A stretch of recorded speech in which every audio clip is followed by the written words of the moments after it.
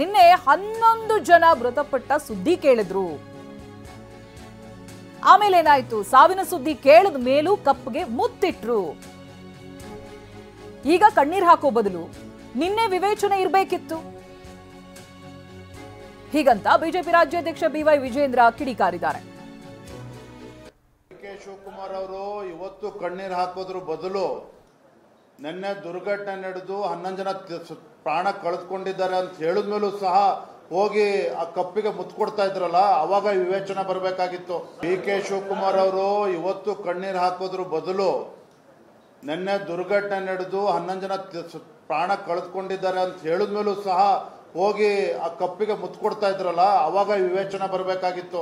K Shivakumar ಅವರು ಇವತ್ತು ಕಣ್ಣೀರ್ ಹಾಕೋದ್ರ ಬದಲು ನಿನ್ನೆ ದುರ್ಘಟನೆ ನಡೆದು 11 ಜನ ಪ್ರಾಣ ಕಳೆದುಕೊಂಡಿದ್ದಾರೆ ಅಂತ ಹೇಳಿದ್ಮೇಲೂ ಸಹ ಹೋಗಿ ಆ ಕಪ್ಪಿಗೆ ಮುತ್ತು ಕೊಡ್ತಾ ಇದ್ರಲ್ಲ, ಅವಾಗ ವಿವೇಚನೆ ಬರಬೇಕಾಗಿತ್ತು.